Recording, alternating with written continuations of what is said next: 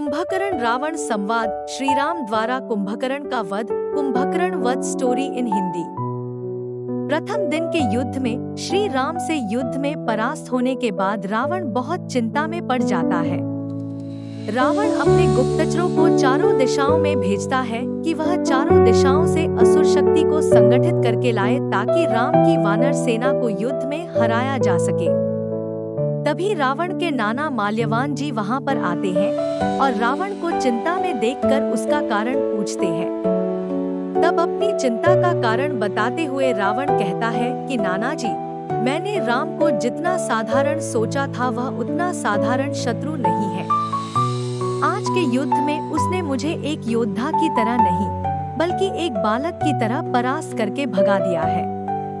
राम की शक्ति ब्रह्मा, विष्णु, महेश की तरह है, इसलिए उससे युद्ध में जीतने के लिए हमें पृथ्वीलोक की सारी असुर शक्ति की आवश्यकता होगी। इसलिए हमने पृथ्वी के सभी भागों से असुर शक्ति को संगठित करने का आदेश दिया है।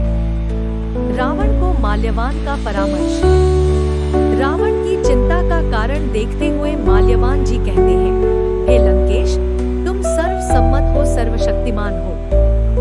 तुमने इंद्र के वज्र का सामना किया है, तीनों लोगों के अधिपति तुम हो। मृत्यु के देवता यमराज भी तुम्हारे अधीन है, लेकिन केवल एक मानव और वानर सेना से तुम इतने व्यथित दिखाई दे रहे हो। तुम्हें राम की वानर सेना से युद्ध करने के लिए अन्य असुरों की क्या आवश्यकता है, जबकि तुम्हारा भाई कुंभकर्ण इतना शक्तिशाली है कि वह पूरी वानर सेना को अकेला ही समाप्त कर देगा। वह लंका में ही सोया हुआ है, उसे जगाने का सही समय आ गया है। तभी रावण को अपना छोटा भाई कुंभकर्ण याद आता है, जो कि महाभट्ट शरीर का मालिक था। कुंभकर्ण का शरीर किसी विशाल पर्वत की तरह था, जो कि एक ही बार में कई गांव के जितना भोजन कर लेता था। अपने नाना मल्याबान जी के याद दिलाने पर युद्ध के कारण रावण कुंभकर्ण को जगाने का आदेश देता है। कौन था कुंभकर्ण? कुंभकर्ण रावण का छोटा भाई था तथा महर्षि पुलत्स का पुत्र था। कुंभकर्ण जन्म के समय से ही बहुत ही विशाल शरीर का मालिक था। बड़े होने के पश्चात उसका शरीर किसी पर्वत के समान हो गया था। एक समय रावण, कुंभकर्ण और विभीषण तीनों भाइयों ने एक साथ ब्रह्मदेव की तपस्या की तथा उनकी तपस्या से प्रसन्न होकर ब्रह्मादेव ने वरदान मांगने के लिए कहा। जब कुंभकर्ण की बारी आई तो कुंभकर्ण इंद्रासन यानी इंद्रदेव का आसन मांगना चाहता था, लेकिन इंद्रदेव द्वारा देवी सरस्वती से विनती करने पर देवी सरस्वती वरदान मांगते समय कुंभकर्ण की जीभ पर बैठ जाती है और जिस वजह से कुंभकर्ण के मुंह से इंद्रासन के स्थान पर निद्रासन निकल जाता है, उसे सुनकर ब्रह्मदेव तथास्तु कह देते हैं।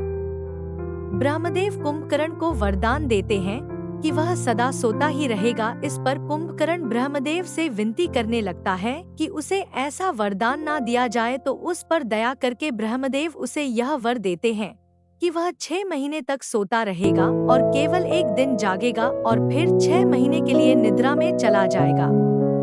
इंद्रदेव द्वारा कुंभकर्ण को निद्रा का वरदान दिलाने के पीछे यह भी एक कारण यह भी था कि कुंभकर्ण एक बार में ही एक गांव के लोगों द्वारा खाए जाने वाले भोजन के जितना भोजन करता था। इसलिए यदि वह जागता रहेगा तो उसके कारण पृथ्वी पर भोजन का अकाल पड़ जाएगा। इसीलिए उसे निद्रासन का वरदान दिलवाया जाता है। कुंभकर्ण का जागना। कुंभकर्ण का सोने का समय अभी पूरा नहीं हुआ था, लेकिन आपत्ति काल में और युद्ध के कारण रावण ने असमय ही उसे जगाने का आदेश दिया। ढोल, नगाड़े, हाथी सेना के साथ कुंभकर्ण को जगाया जाता है और जागने के तुरंत बाद ही कुंभकर्ण भोजन में जुट जाता है। जब कुंभकर्ण खुद समय से पहले जगाए जाने का कारण पूछता है तो सेवक बोलते हैं कि महाराज रावण ने उसे जगाने का आदेश दिया है। जब कुंभकर्ण पूछता है कि महाराज ने उसे जगाने का आदेश क्यों दिया है, तो वह सेवक बताता है कि लंका में युद्ध चल रहा है, जिसमें रावण पुत्र अक्षय कुमार तथा प्रहस्त मृत्यु को प्राप्त हो चुके हैं। तब कुंभकर्ण कुंभकर्ण लंकापति रावण के समक्ष जाता है और उनसे लंका में हो रहे युद्ध का कारण पूछता है। कुंभकर्ण द्वारा रावण को उपदेश। कुंभकर्ण के पूछने पर रावण बताता है कि उसने अपनी बहन शूर्पणखा के अपमान के बदले में राम की पत्नी सीता को बलपूर्वक हरण किया है। इसलिए उसे छुड़ाने के लिए राम किष्किंधा के राजा वानर राज सुग्रीव की सेना लेकर हमसे युद्ध करने आया है।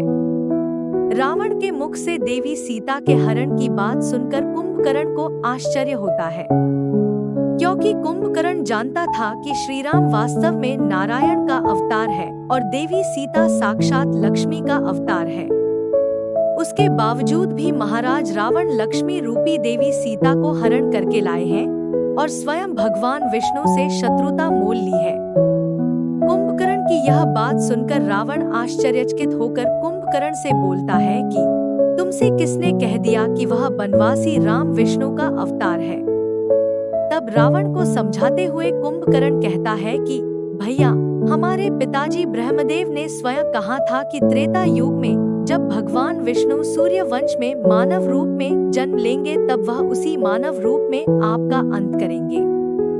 कुंभकर्ण के मुख से अपने शत्रु राम की बढ़ाई सुनकर रावण को क्रोध आ जाता है और वह कुंभकर्ण पर क्रोधित होकर बोलता है, कुंभकर्ण, अगर तुम इस युद्ध में अपने भाई की मदद नहीं कर सकते तो मुझे उपदेश भी मत दो। यदि तुम्हें लगता है कि इसमें मेरा ही सारा दोष है तो तुम जाकर वापस से सो जाओ। यह मेरी लड़ाई है, मैं इसे खुद लड़ लूंगा।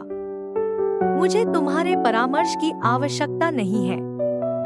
तब कुंभकर्ण कहता है कि भैया, मेरा आपको परामर्श देने का उद्देश्य केवल आपका और लंका वासियों का हित है, इसीलिए मैं आपको यह परामर्श दे रहा था कि यदि हो सके तो आप श्री राम से संधि कर लीजिए। लेकिन यदि आप चाहते हैं कि युद्ध हो तो मैं आपकी ओर से युद्ध करने अवश्य जाऊंगा। आपका छोटा भाई होने के नाते मेरा यह कर्तव्य बनता है कि जब तक मेरे प्राण हैं, तब तक आप पर कोई आंच न आए। भले ही मैं जानता हूँ कि और राम भगवान विष्णु का अवतार है, लेकिन फिर भी मैं युद्ध में पीठ नहीं दिखाऊंगा और एक सच्चे वीर की भांति उनसे युद्ध करूंगा। भले ही इसमें मुझे वीर गति प्राप्त हो, लेकिन महाराजा रावण की आन बान और शान बरकरार रहेगी। यह कहकर कुंभकर्ण युद्ध में जाने के लिए रावण से आज्ञा मांगता है।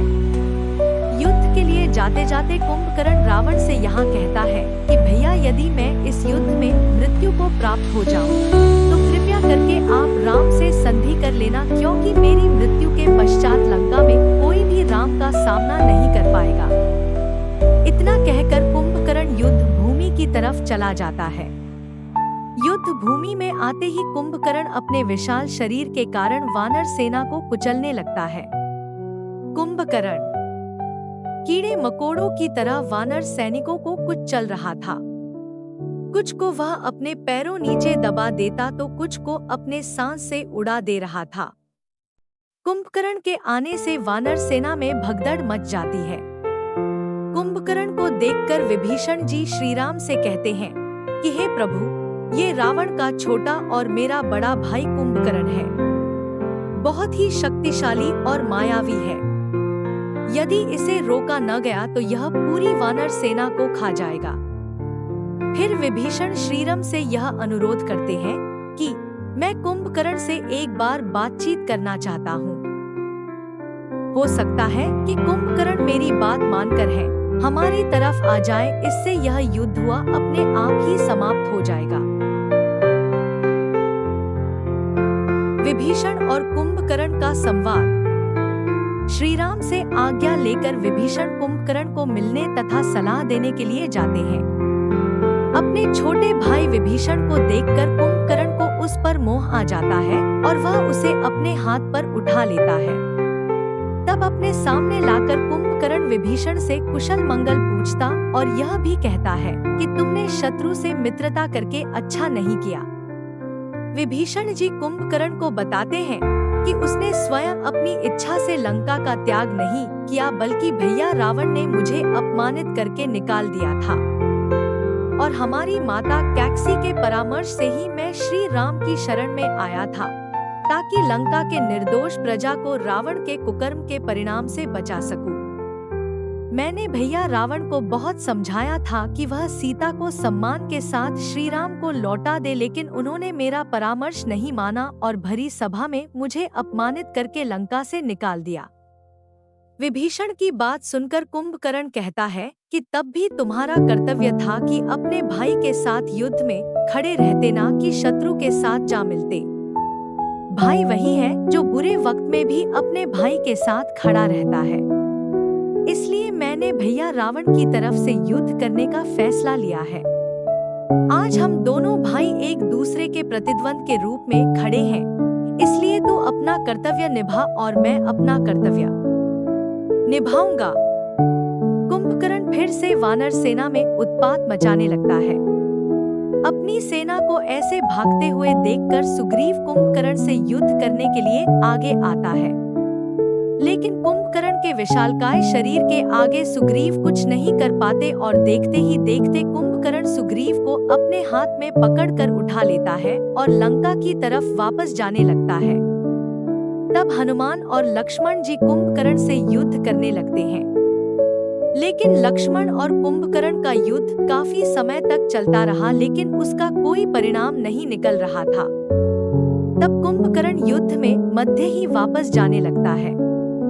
सुग्रीव को बंदी बनाकर ले जाते देख जामवंत श्रीराम को कहता है कि हे प्रभु, सुग्रीव वानर सेना के राजा है, अगर उन्हें कोई क्षति पहुंची तो वानर सेना अपने राजा के बिना शक्तिहीन हो जाएगी और हमारी हार सुनिश्चित हो जाएगी। इसलिए आप अभी जाकर महाराज सुग्रीव को कुंभकर्ण के चंगुल से छुड़ाएं।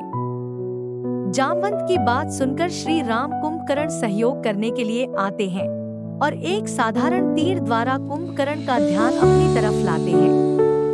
तब कंफर्ट कौन कहता है कि आओ राम, मैं तुम्हारे ही प्रतीक्षा कर रहा था। श्री राम द्वारा कुंभकर्ण का वध। फिर श्री राम और कुंभकर्ण में युद्ध शुरू हो जाता है। कुंभकर्ण बड़ी बड़ी पर्वत शिलाएं उठाकर श्री राम की तरफ फेंकने लगते हैं, लेकिन श्री राम अपने शक्तिशाली बाणों द्वारा सभी शिलाओं को खंडित कर देते हैं और ऐसे ही कुंभकर्ण के सभी प्रहारों को विफल कर देते हैं। अंत में श्री राम अपने तेजस्वी बाणों द्वारा एक एक करके कुंभकर्ण के शरीर के सभी हिस्से काट देते हैं। श्री राम पहले कुंभकर्ण के दोनों हाथ काटते हैं और उसके शीश को अपने बाण द्वारा गहरे समुद्र में काटकर फेंक देते हैं। इस प्रकार लंका का सबसे महाभट योद्धा वीर गति को प्राप्त हो जाता है।